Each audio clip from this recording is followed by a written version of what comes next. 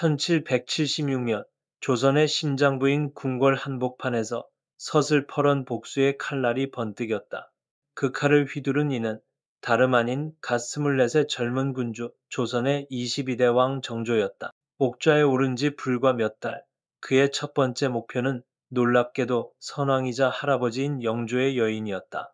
한때 왕의 총애를 무기 삼아 아나무인이었던 후궁숙의 문씨, 정조는 즉위와 동시에 그녀의 모든 것을 빼앗고 궁궐 밖으로 내쫓았으며 마침내 차가운 사약을 내려 그 숨통을 끊어놓았다. 도대체 왜였을까?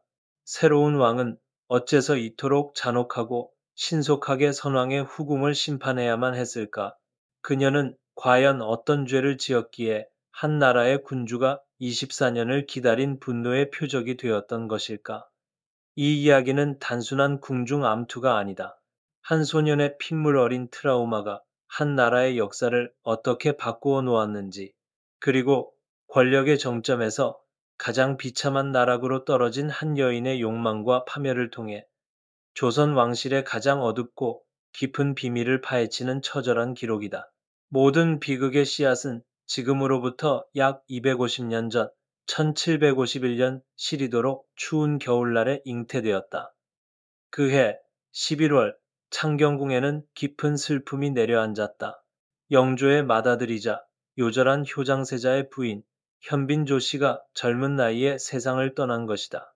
영조는 아끼던 며느리의 죽음을 비통해하며 친히 빈소를 찾아 슬픔을 표했다. 왕의 슬픔이 깊어질수록 빈소의 공기는 무겁게 가라앉았다. 그런데 바로 그 죽음의 그림자가 드리워진 공간에서 역사의 물줄기를 뒤바꿀 기묘한 만남이 이루어졌다. 현빈 조 씨를 모시던 수많은 궁녀 중에 문 씨라는 이름의 여인이 있었다. 별감 문성국의 누이 동생이었던 그녀는 그저 묵묵히 주인을 섬기던 평범한 궁녀 중 하나였다. 하지만 슬픔에 잠겨 빈소를 찾던 늙은 왕, 영조의 눈에 이 젊은 궁녀의 모습이 우연히 들어왔다. 그 순간 영조는 며느리를 잃은 슬픔도 왕으로서의 채통도 모두 잊은 채 걷잡을 수 없이 그녀에게 마음을 빼앗기고 말았다. 영조는 그 자리에서 문 씨에게 은혜를 내렸다. 승은 이는 왕과의 동침을 의미하는 궁녀로서는 일생일대의 영광이자 신분 상승의 기회였다. 하지만 그 시기와 장소는 최악이었다. 며느리의 장례가 한창인 빈소에서, 그것도 죽은 며느리를 모시던 궁녀와 관계를 맺는다는 것은 당시의 엄격한 유교적 도덕관념으로는 절대 용납될 수 없는 파격을 넘어선 부도덕한 행위였다. 조정의 신하들은 경악했지만 60을 바라보는 늙은 왕의 고집을 꺾을 수는 없었다. 심지어 영조는 죽은 며느리 현빈조 씨의 처소였던 저승전을 문 씨에게 하사하기까지 했다. 이는 조선 궁중 역사상 전례를 찾아볼 수 없는 파격적인 조치였고 궁궐은 순식간에 술렁거렸다. 이 모든 광경을 가장 복잡한 심경으로 지켜봐야 했던 인물이 있었다. 바로 당시 18세의 왕세자 사도세자였다.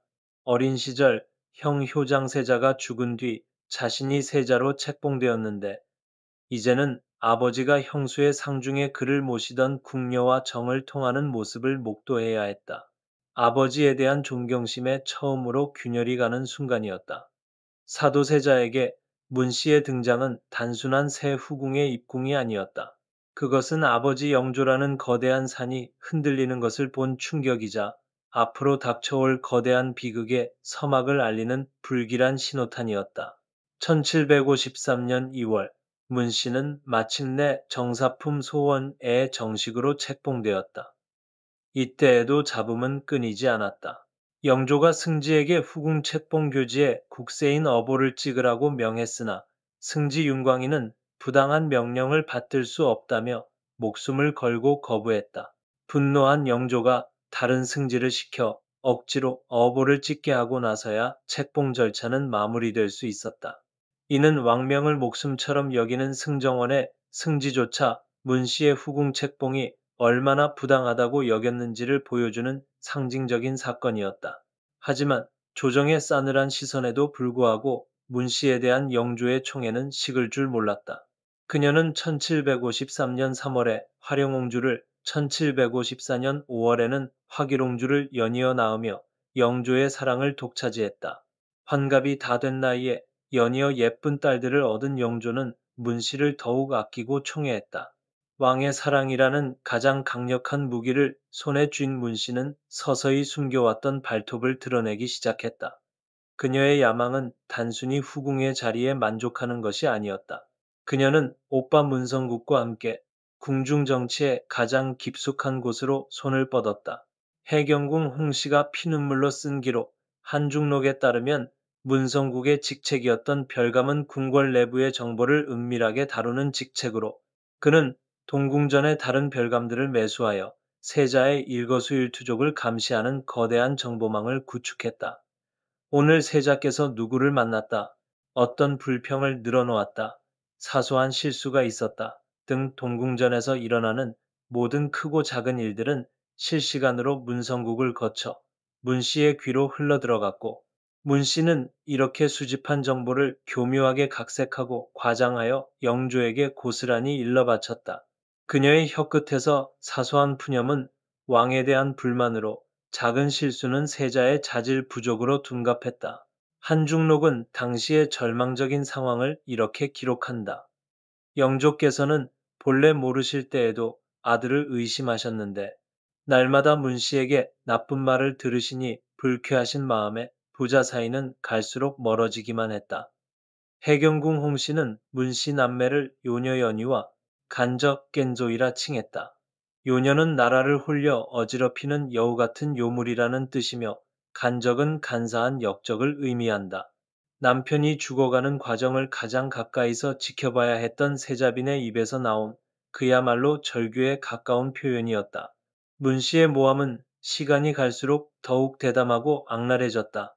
심지어 창경궁 낙선당에서 원인 모를 화재가 발생했을 때 문성국은 이조차 사도세자의 소행으로 몰아갔다고 훗날 정조는 증언했다.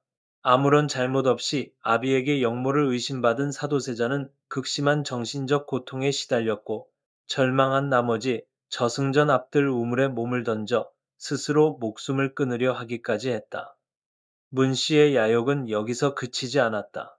야사에 따르면 그녀는 딸만 둘을 낳은 것을 한탄하며 왕의 뒤를 이을 아들을 얻기 위해 온갖 수단을 동원했다고 한다. 심지어 민가에서 몰래 사내 아이를 구해 궁으로 들여와 자신이 낳은 왕자인 것처럼 속이려 했으나 영의정 이종성에게 발각되어 계획이 무산되었다는 충격적인 이야기까지 전해진다. 만약 이것이 사실이라면 그녀는 왕실의 혈통을 속여 나라의 근간을 뒤흔들려 했던 그야말로 대역죄를 저지른 것이다. 영조의 총애만을 믿은 문씨의 횡포는 날이 갈수록 심해져 궁중의 법도마저 무시하기 시작했다. 그녀는 사도세자의 생모이자 자신보다 품계가 훨씬 높은 영빈 이씨에게까지 무례하게 굴며 대들다가 급기야 회초리를 맞는 사건까지 벌어졌다. 상황이 이토록 심각해지자 왕실의 가장 큰 어른이었던 대왕대비 인원왕후가 직접 나서서 문 씨를 크게 꾸짖어야 할 정도였다. 1761년 문 씨는 마침내 종일품 귀인을 거쳐 정일품 빈 바로 아래인 종일품 수계수기의 자리에 올랐다. 궁녀 출신으로서는 오를 수 있는 가장 높은 지위까지 오른 것이다. 이때 그녀의 권세는 하늘을 찔렀고 궁중 사람들은 그녀의 눈치를 보며 숨을 죽였다. 그리고 바로 그 무렵 영조와 사도세자의 갈등은 돌이킬 수 없는 파국으로 치닫고 있었다. 문 씨가 거의 20년에 걸쳐 꾸준히 부자 사이를 이간질한 결과 영조의 아들에 대한 의심과 불신은 극에 달해 있었다. 사도세자 역시 아버지의 끝없는 의심과 질책 속에 정신적으로 완전히 피폐해져 갔다. 그리고 1762년 윤호월 마침내 역사가 피로 기록한 그날이 오고야 말았다. 이모화변 연 우카 영조는 아들 사도세자를 폐위하여 서인으로 강등시키고 뒤주 속에 가두어 죽음으로 내몰았다. 8일 동안 뒤주 속에서 물 한 모금 마시지 못한 채 고통스럽게 죽어가던 사도세자. 그 처절한 시간 동안 수계문 씨는 과연 무엇을 했을까? 공식 기록에는 없지만 야사는 충격적인 장면을 전한다. 그녀가 뒤주 앞에 찾아와 고통에 몸부림치는 세자를 조롱하고 심지어 침까지 뱉었다는 것이다. 이것이 사실이든 아니든 당시 11살의 어린 나이로 할아버지의 명에 의해 아버지가 뒤주에 갇히는 참혹한 광경을 무력하게 지켜봐야 했던 세손 정조에게 수계문 씨는 아비의 죽음을 방관하고 능멸한 결코 용서할 수 없는 원수로 각인되었을 것이다. 사도세자의 죽음 이후에도 문 씨의 위세는 꺾일 줄 몰랐다. 오히려 가장 큰 방해물이 사라졌다고 여겼는지 더욱 기세등등해졌다. 심지어 궁궐 안에서 정조의 비효의 왕후의 오라버니이자 당대 최고의 권력가 중 한 명이었던 좌의정 홍인안을 대놓고 무시하고 조롱할 정도였다. 하지만 그녀는 단 한 가지, 가장 중요한 사실을 간과하고 있었다. 죽은 사도세자에게는 총명한 아들이 있었고 그 아들이 언젠가 왕위에 오를 것이라는 사실을 말이다. 1775년 정조가 병든 할아버지를 대신해 대리청정을 시작했을 때조차 문 씨는 별다른 위기감을 느끼지 못했다.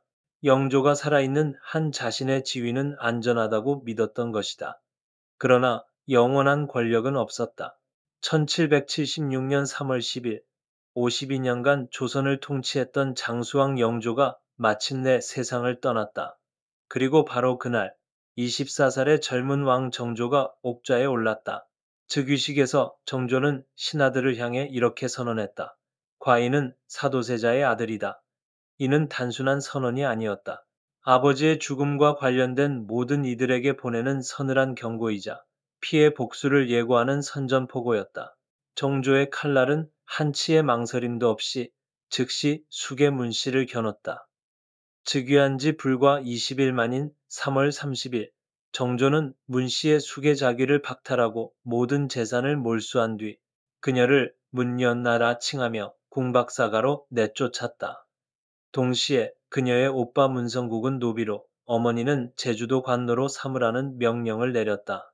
하루아침에 천하를 호령하던 권세가의 일족이 죄인의 나락으로 떨어진 것이다. 5월 13일 정조는 장문의 교지를 내려 문 씨의 죄악을 온 천하에 공포했다. 이 교지에서 정조는 문 씨가 어떻게 사도세자를 모함하고 궁중기강을 어지럽혔는지 낙선당 화재 사건의 진범이 바로 문성국이었음을 낱낱이 밝혔다. 그리고 바로 다음 날 문 씨를 도성 밖으로 완전히 추방했다. 조정에서는 문 씨를 당장 사형에 처하라는 상소가 빗발쳤다. 하지만 정조는 영조의 국상이 끝날 때까지 기다렸다. 그리고 마침내 8월 10일 정조는 문 씨에게 사약을 내렸다. 한때 왕의 사랑을 한 몸에 받으며 온갖 부귀영화를 누렸던 그녀는 이제 궁박 외딴 곳에서 초라하고 쓸쓸하게 생을 마감해야 했다. 차가운 사약을 받아들며 그녀는 과연 무슨 생각을 했을까? 20년간 쌓아올린 권력이 한순간에 무너져 내린 것에 대한 허망함이었을까? 아니면 자신이 죽음으로 내몬 사도세자에 대한 뒤늦은 후회였을까? 문 씨의 죽음은 단순한 후궁 한 명의 처단이 아니었다. 그것은 이모화변이라는 비극적인 사건의 진정한 마침표이자 아버지를 잃은 한 아들의 24년에 걸친 기나긴 복수극의 완성이었다. 물론 역사학계의 일각에서는 다른 해석을 제시하기도 한다. 과연 궁녀 출신의 일개 후궁이었던 문 씨가 정말로 한 나라의 세자를 죽음으로 몰아넣을 만큼의 막강한 영향력을 가졌을까? 그녀에게는 노론이나 소론과 같은 든든한 정치적 배경도 없었다. 혹시 정조가 이모화변의 책임을 누군가에게 전가하고 흉흉해진 민심과 조정을 수습하기 위한 정치적 희생양으로 아무런 보호막이 없는 문 씨를 선택한 것은 아닐까? 실제로 이모화변의 책임자로 함께 지목되었던 김상로 같은 인물은 이미 사망한 상태였기에 관작 추탈 정도로 처벌이 끝났다. 충분히 합리적인 의심이다. 하지만 이러한 해석에도 한계는 분명하다. 해경궁 홍씨가 한중록에 기록한 문 씨의 행태가 너무나 구체적이고 생생하기 때문이다. 또한 만약 문 씨가 단순한 정치적 희생양이었다면 정조가 그토록 신속하고 철저하며 잔혹하게 그녀를 처단했을까? 즉위 20일 만에 자귀 박탈, 5개월 만에 사약. 이는 단순한 정치적 계산이라고 보기에는 너무나 깊은 개인적인 원한과 분노가 담겨 있다. 11살의 어린 새손에게 아버지가 뒤주 속에서 고통스럽게 죽어가는 동안 그 앞에서 조롱하며 웃던 문 씨의 모습은 평생 지울 수 없는 악몽이자 증오의 대상으로 남았을 것이다. 정조에게 문 씨의 처단은 왕권을 강화하기 위한 정치적 행위 이전에 반드시 자신의 손으로 끝내야만 했던 개인적인 복수였다. 문 씨의 죽음으로 모든 것이 끝난 것은 아니었다. 그녀의 가족들 또한 역사의 혹독한 심판을 피할 수 없었다. 오빠 문성국은 재산을 모두 몰수당한 채 노비가 되었고 그의 아들 문경행은 머나먼 유배지로 쫓겨났다. 심지어 문성국의 처남 박도우까지 연루되어 유배를 당했다. 문 씨의 사위들, 즉 옹주의 남편들조차 처벌을 피하지 못했다. 화령옹주의 남편 심능건은 장모의 집을 마음대로 처분했다는 이유로 요절한 화기롱주의 장래에 분수에 맞지 않게 10만 냥이라는 거금을 쓴 것까지 문제가 되어 처벌받았다. 말 그대로 일족 전체가 풍비박산이 난 것이다. 그나마 다행인 것은 문 씨의 딸이었던 화령옹주만큼은 정조의 보호를 받았다는 점이다. 신하들이 아무리 옹주의 자귀를 박탈해야 한다고 주장해도 정조는 옹주들은 영조의 혈육이며 어미가 흉계를 꾸밀 당시에는 강보에 쌓인 악이었을 뿐이다라며 끝까지 어린 조카들을 감쌌다. 하지만 화령옹주의 삶 역시 평탄하지는 않았다. 어머니의 죄로 인해 평생 궁궐 출입이 금지되었고 옹주로서 받아야 할 마땅한 예우도 받지 못한 채 사실상 평민과 다름없는 삶을 살아야 했다. 그러나 어쩌면 그녀는 운이 좋았다. 만약 그녀가 아들, 즉 왕자로 태어났다면 어떻게 되었을까? 아마도 왕위 계승의 불씨를 남기지 않기 위해 어머니와 함께 사사당했을 가능성이 높다. 수계문씨 사건은 조선 후기 정치사의 중요한 전환점이 되었다. 정조는 이 사건을 통해 이모화변으로 인한 오랜 상처와 원한을 정리하고 강력한 왕권을 바탕으로 새로운 정치 질서를 구축할 수 있었다. 하지만 이 모든 거대한 역사의 흐름 이면에는 11살의 아버지를 잃고 평생을 트라우마 속에서 살아야 했던 한 인간의 깊은 상처가 숨어 있다. 문 씨의 이야기는 우리에게 많은 것을 질문한다. 권력이란 무엇이며 인간의 욕망은 어디까지 갈 수 있는가? 그리고 한 사람의 가슴에 맺힌 원한이 얼마나 무서운 결과를 낳을 수 있는가? 그녀는 미천한 궁녀의 신분에서 왕의 총애를 발판 삼아 종일품 수기의 자리까지 올랐지만 그 과정에서 넘지 말아야 할 선을 넘었고 결국 자신이 쌓아 올린 모든 것을 한순간에 잃고 가장 비참한 최후를 맞았다. 그녀의 이야기는 오늘날 우리에게 권력 앞에서의 겸손함과 역사의 준엄한 심판에 대한 경외심을 일깨워준다. 1776년 그해 여름 사약을 받고 역사의 뒤안길로 사라진 수계문 씨.